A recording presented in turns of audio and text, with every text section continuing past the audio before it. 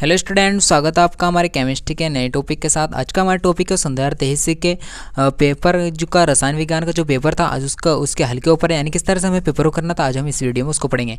अब देखते हैं इसका क्वेश्चन नंबर 1 देखते हैं। क्वेश्चन नंबर 1 क्या था, यानी फर्स्ट क्या था। फर्स्ट है इस प्रश्न के प्रत्येक खंड में 4 विकल्प दिए गए हैं, यानी इसमें जो है ना 4 विकल्प दिए गए हैं। सही विकल्प चुनकर अपनी उत्तर पुस्तिका में लिखना है, यानी जो इसमें से चारों में से जो ऑप्शन ठीक है उसको हमें लिखना है। तो देखते हैं इसका पहला ऑप्शन क्या है, यानी एक अंत केंद्रित घन्य, यानी अंत केंद्रित घन्य बीसीसी एकांक कोष्टिका में परमाणु की संख्या होती है, यानी इसमें बीसीसी में परमाणु की संख्या कितनी होती है उसमें हमें बताना है।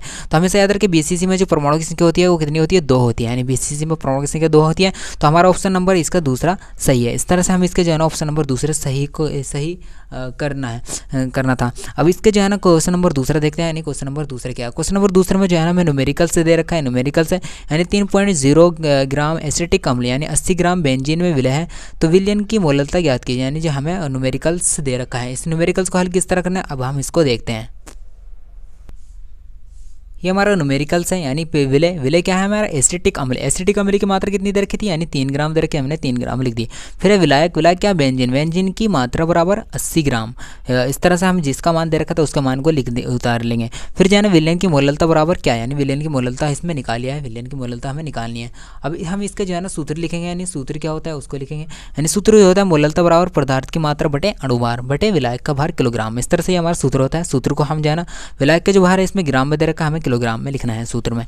तो अब इसके जो है ना जो मान दे रखा है हम इसके मान को हम इसमें लिख देंगे। इसका मान क्या क्या दे रखा है उसको देखते हैं, यानी इसके विलय पदार्थ की मात्रा कितनी दे रखी है, 3 दे रखी है, तो 3 रख देंगे, यानी 3 रख दी। फिर जो है ना इसमें अणुभार क्या है, अणुभार जो है ना एसिटिक अम्ल का जो अणुभार होता है वो 60 होता है। इस तरह से हम अणुभार जो है ना इसका 60 रख देंगे। फिर जो है ना विलायक यानी विलयन की मात्रा क्या, बेंजीन यानी 80 बटे 1000 कर देंगे, 1000 की कर देंगे तो किलोग्राम में बदल जाएगा। तो इस तरह से हम इस तरह से हम मान रख देंगे। अब इसको जो है हल करते हैं।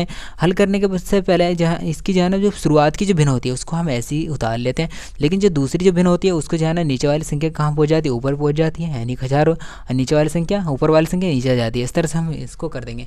तो इस तरह करने के बाद हम इस जीरो से जीरो काट देंगे, इस वाले जीरो से ये जीरो काट देंगे, 3 से हम काट देंगे इसे, 6 को 2 बार और 5 को काट देंगे, 5 से 2 से काटेंगे, 2 पंचे 10 और 2 दूनी 2 चौक 8। इस तरह से हम काट देंगे। तो ऊपर क्या बचा 5, यानी इस तरह ऊपर क्या बचा 5 और नीचे बचा 2 और 4, यानी 2 चौक 8 इस तरह। फिर 8 से इसकी भाग देते हैं, यानी 8 से भाग देंगे तो 0.625 गुणा मोल किलोग्राम इनवर्स इसका आंसर आ जाता है।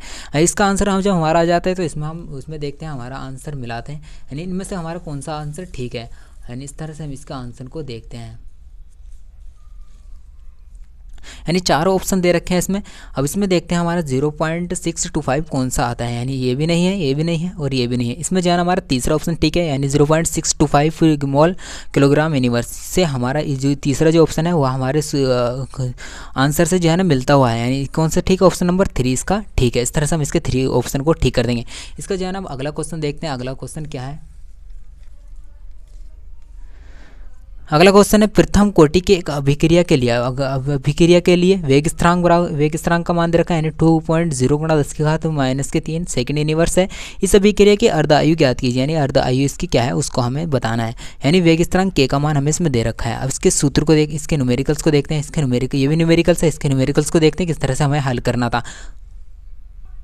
वेग स्थिरांक इसमें जो है ना वेग स्थिरांक का मान दे रखा था, यानी वे के बराबर कितना दे रखा था, हम के बराबर जिसका मान दे रखा था उसको मान को लिख लेंगे, यानी के बराबर कितने 2.0 गुणा 10⁻³ सेकंड यूनिवर्स, यानी इस तरह से हमें। और इसमें अर्ध आयु बराबर की निकलवा रहे हैं, अर्ध आयु यानी टी हाफ बराबर क्या है, इस तरह से हम टी हाफ बराबर क्या लिख देंगे। अब इसके जो है ना सूत्र लिख देंगे, टी हाफ बराबर होता है 0.693/K, इसका जो है ना ये सूत्र होता है। अब इस सूत्र में जो है ना मान को इसमें रख देते हैं, यानी मान रखते हैं, यानी इसमें 0.693 सूत्र में था, सूत्र में ऐसे कैसे रख दिया। फिर हमें के का मान कितने दे रखा है 2.0 गुणा 10⁻³ रख दिया। फिर हम इसकी 2 से हम इसे काट दें, 2 तिया इसका हम काटते हैं, देखो 2 तिया 6 और 2 चौक 8 और बचा 1 हो गया 12 13 2 छंग 12 बचा 1 हो गया, बचा 1 पॉइंट लगा हुआ था 0 बढ़ा दिया 10 हो गया, तो 2 पंचे 10 इस तरह से गुणा 10। इस हमें 10⁻³ है, 10⁻³ को हम ऊपर लेके जाएंगे तो ये 3 जो है ना प्लस में बदल जाएगी, 10⁻³ प्लस में हो जाएगी। तो इस तरह से हम जो है ना इसको कर देंगे। अब जो है ना हमें 3 संख्या के बाद पॉइंट लगा हुआ और 1 संख्या हमने हासिल लिया था, तो हम 4 संख्या के बाद जो है ना पॉइंट लगा देंगे। अब इस तरह से पॉइंट लगाने के बाद हम जो है ना इस पॉइंट को जो है ना ठाकर हम कहाँ ले आएंगे, यहाँ ले आएंगे। इस तरह से भी एक पॉइंट जब हम यहाँ ले आएंगे तो हमारे एक जो है ना इसमें से घात घट जाएगी तो कितनी बचेगी, 2 बचेगी। इस तरह से हमारा ये आंसर आ जाता है। आंसर हम इसमें जो है ना अपने जो है ना इसमें चेक करते हैं कौन सा आंसर से हमारा मैच करता है, यानी इसके कौन से ऑप्शन से हमारा आंसर मैच करता है। तो देखो कौन से ऑप्शन से मैच करता है। पहला इसका 3 पॉइंट गुणा 10 की घात 3 दे रखी है, इसमें हमारी 10 की घात 2 है।